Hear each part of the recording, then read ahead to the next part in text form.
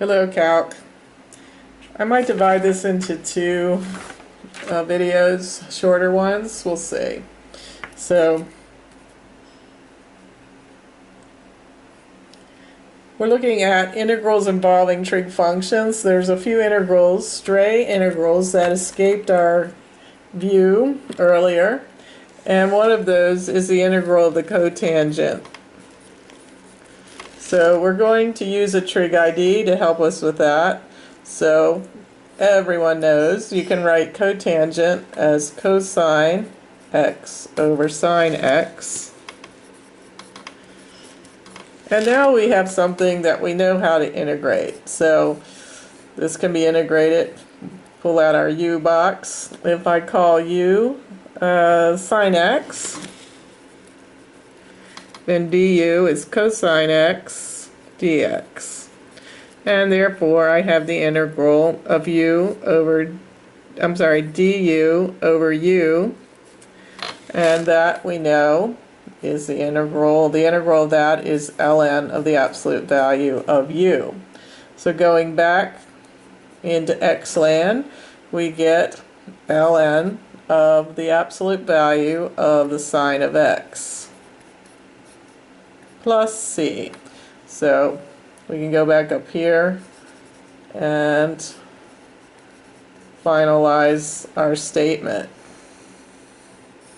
This is the cotangent. So be able to at least derive it quickly if you're not going to memorize it. Alright, tangent.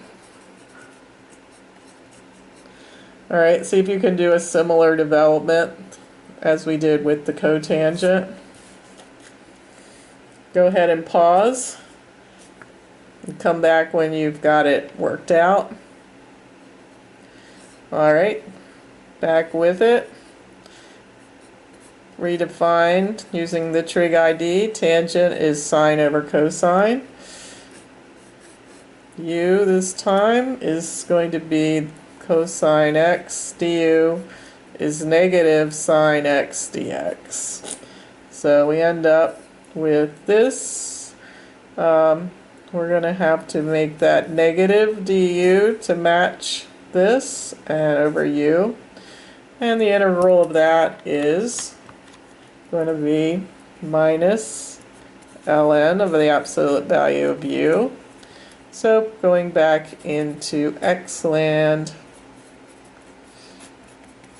Alright, so let's go.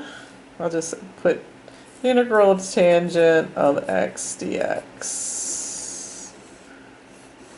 Put it all together for you right there. Alright. We've never done the integral of secant x dx, and if you switch that to 1 over cosine, it doesn't really lead to a u substitution situation. So this one, we have to have this little trick up our sleeve, and I'm going to multiply this by a big fat 1, but it's going to cause a form to develop that is integratable. So someone thought of that, and I'm happy that they did. Not sure I could have. So multiplying this through, I get the integral of secant squared x plus secant tan.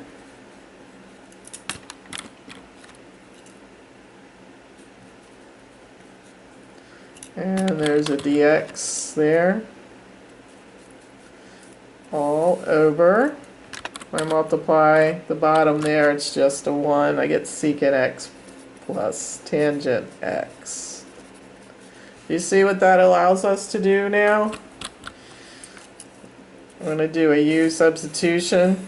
U is secant x plus tan x, and the derivative of secant is secant tan, and the derivative of tangent is secant squared. So substituting all that is du, that's my u. So we get an ln of the absolute value of u. And substituting back, we get the ln of the absolute value of secant x tangent x plus tangent x plus c. So that's our integral of the secant of x dx. Alright. Probably you can foresee what's coming up next, the integral of the cosecant. And we're going to employ a similar trick up our sleeve.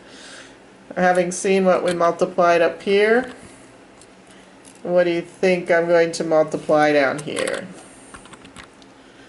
It's going to be negative. I'm not sure you foresaw that. Cosecant x. Actually, I don't think it is. We're not. Negative's going to come out to play, but I'm just going to use secant x plus cotangent x over itself. Big fat 1. And that creates this problem.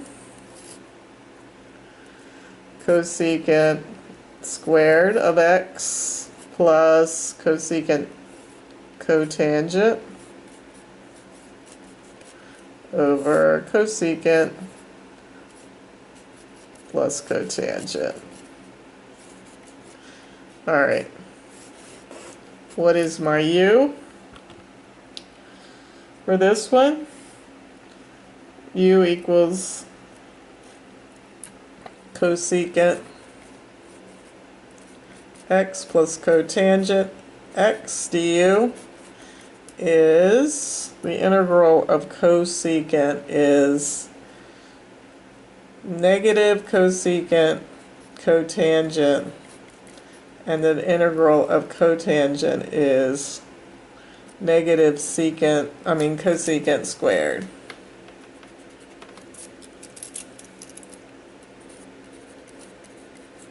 Alright, so this whole problem then becomes the integral of u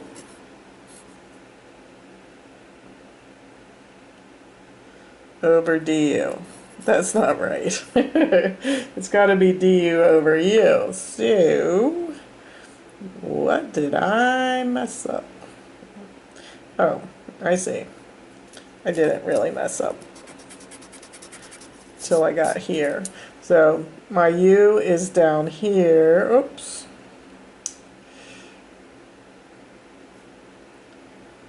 Right, this matches this. So this is negative du, and this matches this u. Sorry. Alright, so that is what I wanted. So now that integral of that is negative ln of absolute value of u. Substituting back, my u is cosecant x plus cotangent x plus c. So that's my integral of cosecant x. Now I'm not asking you to memorize the development of these, but you do need to know these, and if you can't, you might remember the development. But on the final or the AP tests, you would want to be able to get to them quickly, so like a list to memorize. Alright, the other part that I need to talk about at some point, and I think I just make another video of that, and that is the derivatives of the inverse trig functions that involve those. So I think I'll make another whole video for that. So this really isn't the last one like I threatened it to be.